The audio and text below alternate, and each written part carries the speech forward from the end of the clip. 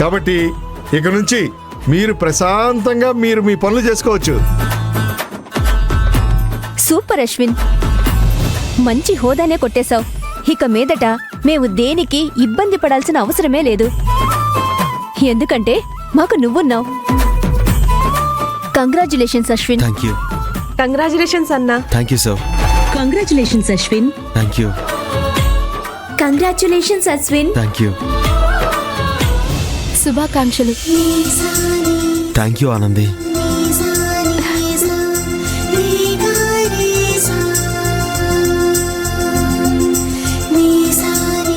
ఇలా చూడండి, మహేష్ సార్ నన్ను నమ్మి నాకిచ్చింది పదవి కాదు, బాధ్యత. ఒక పని అప్పగిస్తే నేను జాగ్రత్తగా చేస్తానని నమ్మకం. ఆ నమ్మకాన్ని నేను నిలబెట్టుకోవాలంటే నాకు మీ అందరి సపోర్ట్ కూడా కావాలి. మా అందరి సపోర్ట్ నీకెప్పుడు ఉంటుంది అశ్విన్. Thank you. సరే, అందరూ వెళ్ళి ఎవరి పనులు వాళ్ళు చూసుకోండి. సరే హ్యాపీగా పని చేసుకోండి అందరూ.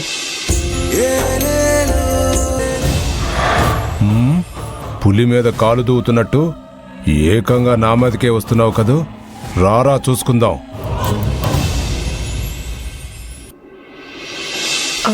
ఇంకేమున్నాయి? ఇంకా ఎంతుందమ్మా నీ లిస్టు? నా వల్ల కాదు, నువ్వే రాసుకో. మీ నాన్న తిదికి కావాల్సిన వస్తువుల లిస్ట్ రాయమంటే ఇంత సీన్ చేస్తున్నావేంటే? నీకు పరీక్షలో మార్కులు ఎందుకు తక్కువ వస్తున్నాయో ఇప్పుడు అర్థమైంది. అంటే తిది లిస్టు కరెక్ట్ గా రాస్తే కలెక్టర్ అయిపోతానా? చదువు మాట ఎలా ఉన్నా నోరు పారేసుకోవడం బాగానే వచ్చింది నీకు. పరీక్షలున్నాయి, చదువుకోవాలి అని అంటుంటే బలవంతంగా ఈ లిస్టు రాయిస్తున్నావు. ఏ అన్నయ్యకి చెప్పి రాయించుకోవచ్చు కదా. ఇక్కడ నేను కష్టపడి లిస్టు రాస్తుంటే నీ ముద్దుల కొడుకు ఏమీ పట్టనట్టు రూమ్ లో జాలీగా కూర్చున్నాడు. వాడు పగలంతా కంపెనీలో కష్టపడి ఇప్పుడే ఇంటికొచ్చాడు. రెస్ట్ తీసుకోనివ్వు. నీ గారాబల కొడుకు రాళ్లు కొట్టే పనికేం వెళ్ళలేదు. కొడుకుని మరీ వెనకేసుకుని వస్తున్నావు, జాగ్రత్త. రేపు నిన్ను చూడాల్సింది నేనే, అది గుర్తుపెట్టుకో. సరే, ఇంకేం రాయాలో చెప్పు. అరిటాకు, వక్కలు, పళ్ళు కూడా రాయి. అంతే అంతే. ఇదిగో నేను లిస్ట్ రాశానుగా, నీ కొడుకుని వెళ్ళి తీసుకురమ్మను. అదంతా నేను చూసుకుంటానులే. అమ్మా, అన్నయ్య. ఏయ్, వెళ్ళవే. వెళ్ళి టెస్ట్కి ప్రిపేర్ అవ్వు. కొడుకు మీద ఈగ వాళ్ళనివ్వదు. మొహం చూడు. ఆకులు, ఒక్కలు.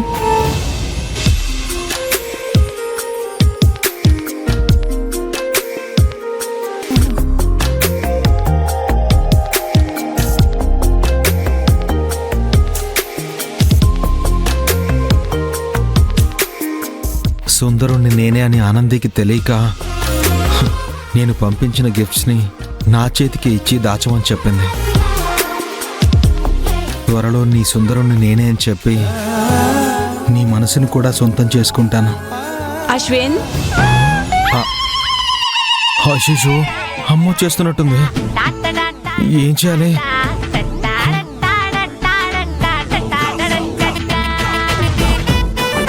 దాచేద్దాం.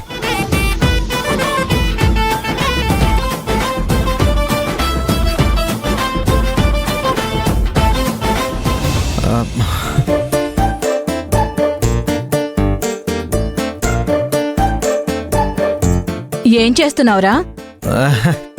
ఏం లేదమ్మా. మరి బెడ్షీట్ని ఎందుకు ఇలా పరిచావు? అది అది బెడ్షీట్లో ఎక్కడో చీమలు ఉన్నట్టు అనిపించింది, అందుకే మొత్తం పరిచి చూస్తున్నాను.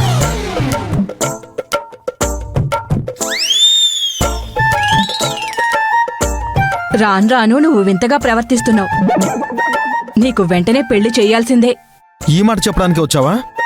అది కాదురా, మీ నాన్నగారి తిథి ఉంది కదా, అందుకే మీ కంపెనీలో అందరినీ భోజనానికి పిలవమని చెప్దామని వచ్చాను.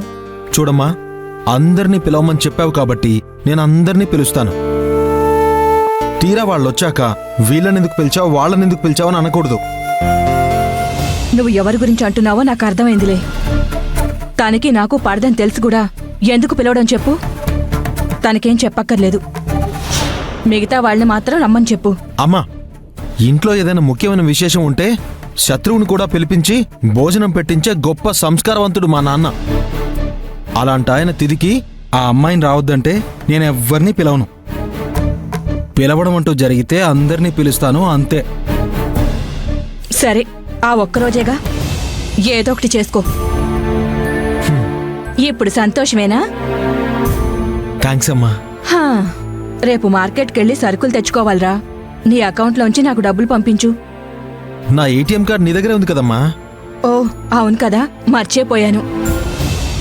అమ్మా రేయ్, ఏం చేస్తున్నావు అమ్మా?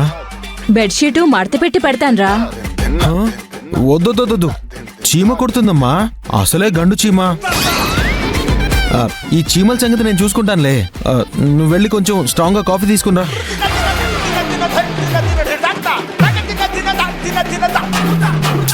ఏం చూస్తున్నావమ్మా? వెళ్ళు. ఏదో దాస్తున్నావు. కానీ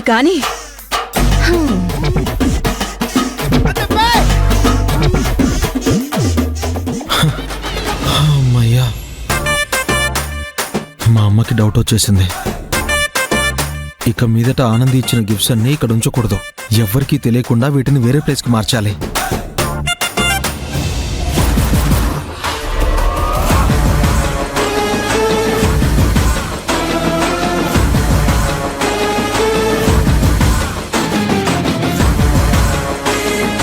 మిత్రా, ఏమైంది నీకు? ఆఫీస్లో నుంచి మధ్యలో వచ్చేసావు. వచ్చినప్పటి నుంచి ఏం మాట్లాడలేదు, ఏం తినట్లేదు, ఏదో ఆలోచిస్తున్నావు, టెన్షన్ పడుతున్నావు. ఏం జరిగిందో చెప్తేనే కదా మాకు తెలిసేది. ఏమైంది? మహేష్ నన్ను సస్పెండ్ చేశాడు.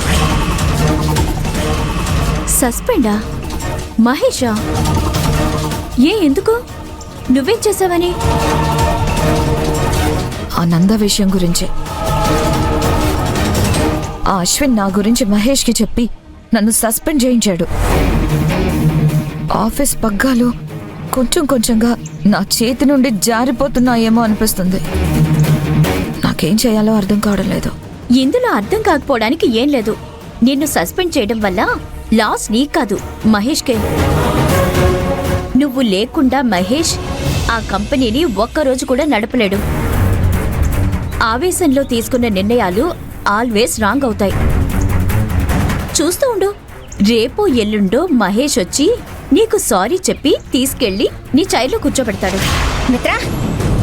మిత్రా, ఏయ్, ఎందుకలా పరిగెత్తుకుంటూ వస్తున్నావు? ఏం లేదులే మిత్రా, మహేష్ కింద వెయిట్ చేస్తున్నాడు. నిజమా? అవును, నా కళ్ళతో నేను చూశాను. నీకోసమే వచ్చాడనుకుంటా. చూసావా? నేను చెప్పాను కదా, త్వరగా వెళ్ళు. మనం కూడా వెళ్దాం రా. నువ్వెక్కడికి వెళ్తున్నావు? వాళ్ళేవో పర్సనల్స్ మాట్లాడుకుంటారు, మధ్యలో మనం ఎందుకు? కరెక్టే కదా.